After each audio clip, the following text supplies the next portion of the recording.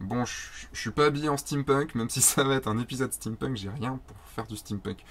Imaginez que ça c'est des lunettes steampunk, je sais pas.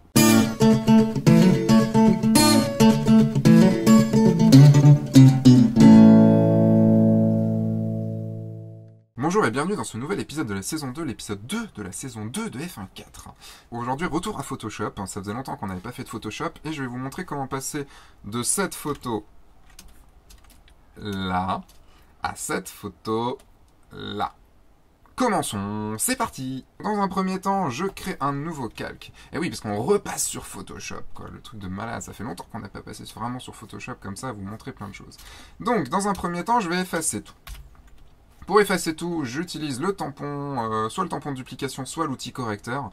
Et là, dans ce cas-là, je vais utiliser l'outil correcteur, parce que vous allez voir que on peut l'utiliser par des petits bouts.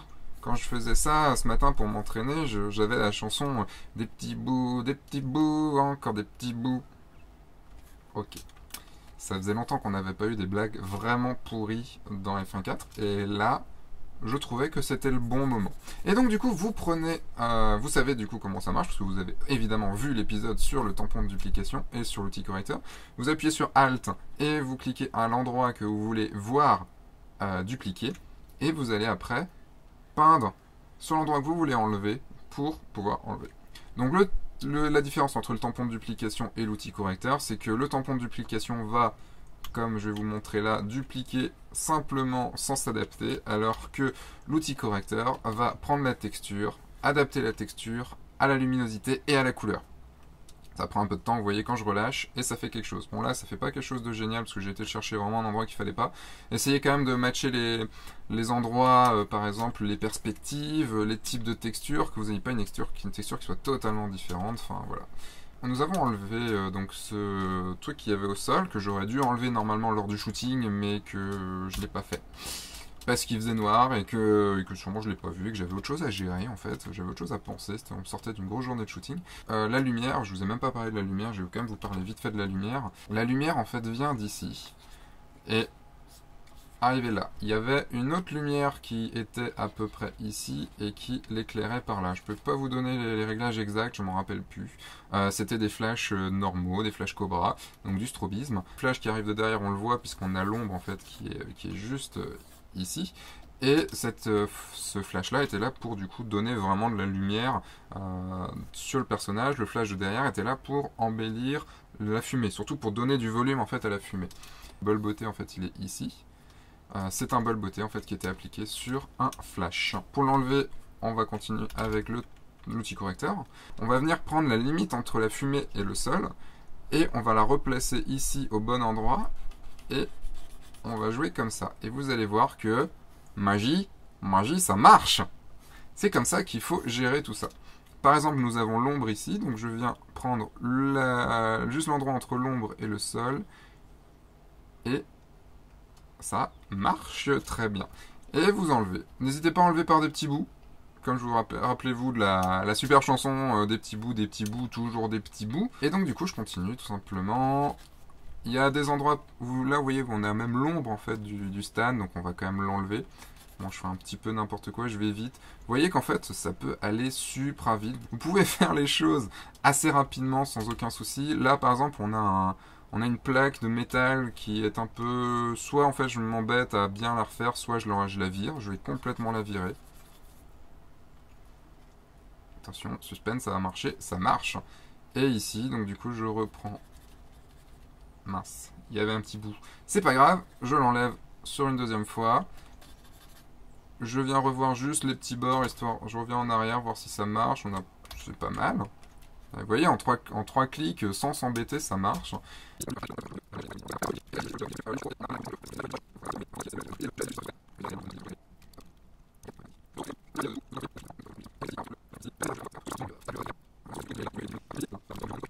Et on va enlever le flash, parce que le flash est quand même assez visible. Et pour enlever le flash, je vais utiliser l'outil tampon de duplication. Tout simplement. Raccourci S. Et je vais peindre dessus. Ce sera tout noir. C'est pas très grave. On n'a pas besoin de cet endroit-là, donc c'est pas la peine de passer du temps. Et vous pouvez même faire un tampon de duplication par exemple à 20% en appuyant sur la touche 2 de votre clavier numérique. Comme ça, vous enlevez. Je vais même enlever un tout petit peu du bol beauté comme ça. Et je vais en fait garder ce bol beauté. Et c'est pas très grave en fait qu'il y ait ce... qu'il y ait ce bol beauté, il se voit pas. En reprenant ma photo, j'avais complètement zappé en fait qu'il était là, et c'est pas très grave. Mais voilà, bon, allez, maintenant on passe aux vraies choses, parce que là, c'est bon, merci quoi. Donc là, je l'appelle modif. Et maintenant, on va passer aux lumières, aux couleurs. Pour les couleurs, je veux utiliser les... je veux changer en fait de couleur, je veux qu'il y ait une couleur différente entre la partie fumée et la partie autour. Histoire de détourer un petit peu les deux, de les mettre un petit peu dans un... Comment dire, histoire que ça se sépare vraiment bien. Là, je crée un calque courbe que j'ai ici. Et je veux en fait que ma fumée soit plus bleue et que mon autour soit plus rouge. Donc je vais commencer par la fumée. Moi, ce que je veux faire, c'est aller mettre du bleu dans la fumée. Donc je vais sur la courbe bleue, je prends le milieu. Et vous voyez, j'augmente légèrement mon bleu. Le problème, c'est que ça fait un bleu qui est un peu rouge. Donc ce qu'on va faire, c'est qu'on va aller dans les rouges et qu'on va enlever du rouge. Et on a quelque chose qui est bleu. Évidemment, c'est trop gros, c'est pas grave. On enlève un peu d'opacité. Et je vais venir peindre maintenant sur le masque de fusion, là où je veux. Donc je le remplis en noir. Vérifiez bien que vous êtes en couleur primaire noire et faire Alt retour pour tout remplir en noir. Je repasse en blanc avec la touche X et je viens peindre en blanc à 15% du bleu.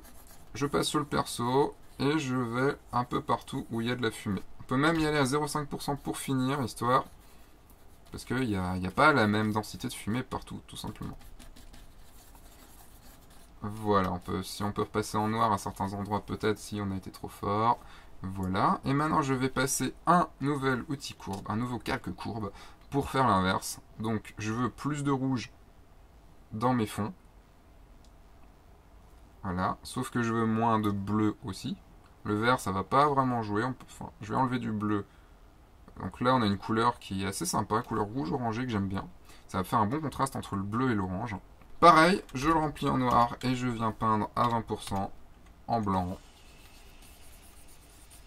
sur les endroits où je veux que ça apparaisse un petit peu. Hop. Tac. Et si c'est un peu fort, on fait pareil, on réduit l'opacité. Je groupe les deux. Et en avant après, on a déjà un petit peu plus de couleur. On peut réduire un petit peu le tout quand même. Il faut que ce soit un peu plus léger que ça. Donc ça, c'est les couleurs. Maintenant, ce qu'on va faire, c'est que je vais essayer de faire ressortir un peu le perso en plus. Il y a pour moi un petit peu trop de blanc, un petit peu trop de fumée qui est passé devant. On a galéré un petit peu parce qu'en fait c'était des fumées en pastilles, du fumigène en pastilles, et du coup ça tenait genre 1 minute, donc on n'avait vraiment pas beaucoup de temps en fait pour le faire. Et là, du coup, il faut le faire ressortir. C'était pas mal à cet endroit-là, mais je vais utiliser pour ça l'outil contraste, luminosité contraste. En fait, je veux qu'il y ait plus de contraste et moins de luminosité. Et que ce soit uniquement sur le personnage. Je vais le faire en deux temps, vous allez voir. Dans un premier temps, donc pareil, je le remplis en noir. Et je viens peindre avec des bords doux. Vous voyez, clic droit pour arriver ici. Les bords doux. Et je viens peindre sur ce qui va se voir, donc en fait le noir ici. Et je viens peindre en blanc pour que l'effet soit visible. N'hésitez pas à jouer un petit peu parce que c'est de la fumée, donc il y a des endroits, il y a un peu plus de densité qu'à d'autres endroits. C'est pas très grave aussi si vous dépassez. Ne dépassez non plus, pas trop non plus, mais c'est pas très très grave. Là je suis peut-être à 20%, c'est peut-être un petit peu trop. Je vais réduire un petit peu, plus à 10%. Hop. Et je viens peindre ici. Vous voyez, ça redonne un petit peu de texture, un petit peu de...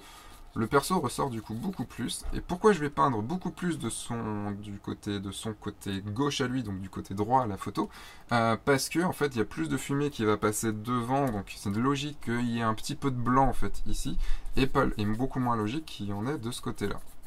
Donc je vais peindre un peu plus. On continue, on peint, on regarde le avant-après, n'hésitez pas non plus à le faire en arrière. Il y a peut-être un ou deux endroits où j'ai peut-être été un petit peu fort, donc je vais revenir peindre à 5% par exemple en blanc à certains endroits. Et pourquoi je vais le faire en deux fois? Parce que je trouve que mon effet n'est pas assez fort. J'aurais pu le faire avec des courbes par exemple, mais là pourquoi je vais le faire avec la luminosité contraste. Je vais recréer un autre luminosité contraste et rebaisser encore la lumière, refaire la même chose. Hop, ici, et revenir peindre en blanc à 5% sur certains endroits.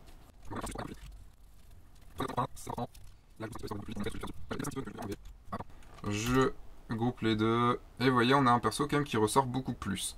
Oui, il y a juste une petite chose que j'ai oubliée, c'est que j'avais envie, je trouvais que les lunettes n'étaient pas assez noires, donc du coup, je vais les booster un tout petit peu plus. C'était quand même des belles lunettes de soleil bien rondes, comme les miennes, sauf que c'est pas des lunettes de soleil.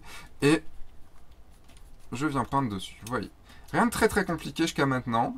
Je vais prendre un outil courbe encore. Et je trouve en fait que la fumée est un peu trop claire ici, parce que du coup ça attire l'œil et ça attire moins l'œil sur mon personnage. Donc je trouve que c'est trop blanc, donc je prends le haut de ma courbe et je viens réduire mon blanc. Vous voyez, en fait tout ce qui était blanc à 255 maintenant descend, et par exemple là, tout ce qui était blanc à 255 en fait a été compressé, donc je réduis en fait d'un quart et je vais venir juste peindre en noir, en blanc pardon, c'est mieux, juste à l'endroit qui m'intéresse à 20%. À 10%, hop, comme ça. Et vous voyez, du coup, on a une fumée qui est un petit peu moins. Et on va même le passer qu'en luminosité. Vous voyez, passer ce calque courbe-là en luminosité, comme ça. Ça n'agit plus du tout sur la couleur. Si vous l'aviez passé en couleur, ça n'aurait pas du tout agi sur la luminosité, mais juste sur la couleur. Comme il y a un petit effet de désaturation, c'est mieux de le mettre en luminosité. Et je peux peut-être le réduire un tout petit peu, j'y ai peut-être été un peu trop fort. Voilà, comme ça. Maintenant, nous allons peindre la lumière. Je crée un calque normal. Je viens prendre ma couleur la plus claire de fumée, qui se trouve celle-là. Et je vais venir peindre à 5% un peu de fumée un peu partout. Je peux créer plusieurs calques. CTRL J si vous voulez dupliquer votre calque. Et je vais venir peindre en plusieurs fois. N'hésitez pas à peindre avec plusieurs brushes, avec des brushes peut-être un petit de couleurs, pas de couleurs différentes, mais de tailles différentes. En fait, je trouvais que la fumée n'était pas assez imposante à certains endroits et je voulais qu'il y en ait un peu plus, voilà, comme si la lumière avait calé un petit peu sur cette partie-là. Je viens peindre avec une plus petite brush, je clique par exemple ici, et avec la touche Shift d'enfoncer, je viens cliquer autre part, et ça va faire un trait. Donc essayez, comme si la lumière venait de derrière, d'avoir un rayon lumineux qui soit pas mal. Ok. Hop. Quelque chose comme ça. On va réduire après, donc ne vous en faites pas. Ok. Et en tout dernier, donc là je vais juste réduire un tout petit peu mon opacité. Et je vais surtout venir maintenant lui mettre un masque de fusion pour enlever un petit peu sur le visage. Parce que c'est dommage, tout à l'heure on a mis du noir, du contraste pour pouvoir changer pour qu'il se voit plus. Mais là, j'ai besoin de... Donc là je peins en 50%, j'ai besoin d'enlever un petit peu de ce que j'ai fait, à 20% plutôt, sur ici. Histoire que quand même, j'ai pas tout fait ça pour rien. Comme ça on voit un peu plus sa tête aussi. Mon rayon lumineux est peut-être un petit peu fort, donc je vais lui mettre un filtre flou gaussien dessus. Voilà, comme ça fait plus un rayon lumineux, c'est plus sympa. Ok, après, une petite dernière chose, je vais continuer juste à peindre ma fumée ici à 0,5%, voire même 0,2%. J'ai envie en fait qu'il y ait un petit peu de fumée qui passe devant lui. 0,2% j'ai dit. Et juste un peu de fumée qui passe devant lui ici. Histoire de l'intégrer comme s'il était un petit peu plus dans le fog. On perd un tout petit peu les contours nets. Je ne l'ai pas fait sur le bon en fait. Quand on fait CTRL Z, ça revient en arrière, mais ça change de calque aussi. C'est un petit poilon embêtant. Voilà, ok. Avant, après. Et voilà, c'est léger et ça le fait. Et maintenant, on va finaliser le tout, changeant un tout petit peu les couleurs, parce que là, je trouve que c'est un peu trop bleu, un peu trop rouge. Et je vais en fait mettre de la couleur dans les ombres et de la couleur dans les clairs. La façon de faire, on peut faire plusieurs façons différentes, et là je vais vous montrer comment le faire avec de la correction sélective. C'est un outil que vous n'avez jamais utilisé, parce que c'est un outil qui est assez bizarre, en fait. Dès qu'on fait des choses dedans, ça fait un petit peu bizarre. Là, ça prend les couleurs, mais ça peut prendre les gris. Et là, par exemple, je rajoute du cyan dans les gris, ou j'en enlève. Là, je rajoute du magenta ou j'en enlève. Là, je rajoute du jaune ou j'en enlève. Et là, je rajoute du gris plus sombre ou du gris plus clair. Ça fait peut-être un peu bizarre comme ça. Donc, vous avez le bouton ici pour réinitialiser. Et je vais venir jouer sur les blancs, les gris et les noirs. Je veux que mes blancs sont peut-être un peu trop bleus. Donc, je vais en rajouter un petit peu de magenta. Hop. Rajouter surtout un peu de jaune, en fait. Ok, n'hésitez pas à faire un avant-après pour voir. Et on va passer dans les noirs, que je veux peut-être les mettre un tout petit peu plus bleus. Ça donne un effet que j'aime assez beaucoup. Enfin, je trouve que qui colle, en fait, surtout à l'univers un peu steampunk. Voilà, un petit peu de bleu. En fait, en enlevant du jaune, ça rajoute un peu de bleu. Et vous voyez que là, je suis qu'à 2%. Et dès que je passe à 10, 15, 20, ça fait quelque chose d'assez fort. Donc ça va vraiment jouer sur des tout petits paramètres de fou.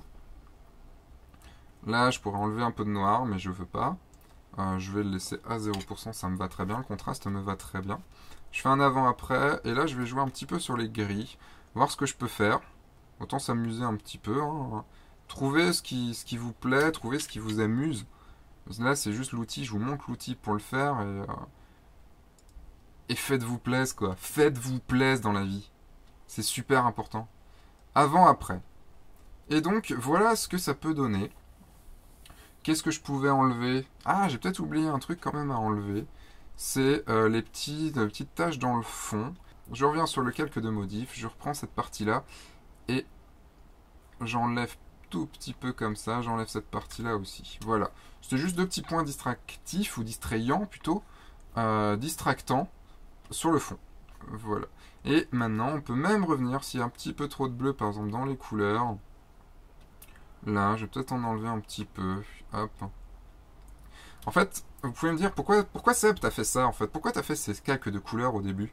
Eh bien, parce que vous voyez que là, on a une image un peu homogène qui est pas mal. Mais je trouve que rajouter, en fait, une petite base de couleurs un petit peu imperceptible dans la fumée et une base de couleurs différente, en fait, sur le sol, ça rajoute quelque chose. Je vais même peut-être dupliquer mon rouge. Hop, je vais dupliquer mon rouge, l'enlever, enlever la partie basse qui me sert à rien, rajouter un petit peu de rouge dans la partie, même si vous voyez, du coup je l'ai un peu changé, mais je voulais redonner un tout petit peu de lumière. En fait, je vais peut-être du coup venir juste en enlever ici, sur la correction sélective de fin, donc ma dernière modification, et en enlever peut-être à 10%, donc peindre en noir sur mon masque de fusion, enlever un petit peu de cette partie-là, et juste récupérer un peu de rouge, ici. Avant, après. Et c'est un petit peu mieux, ça rajoute un petit peu d'effet. Et donc voilà, on a une photo qu'on peut juste peut-être recadrer un tout petit peu, histoire de respecter un tout petit peu la règle des tiers, avec la touche C pour recadrer. Et on a une photo qui pour moi est finalisée. Et j'y ai pas passé beaucoup de temps, et ça marche pour moi très bien.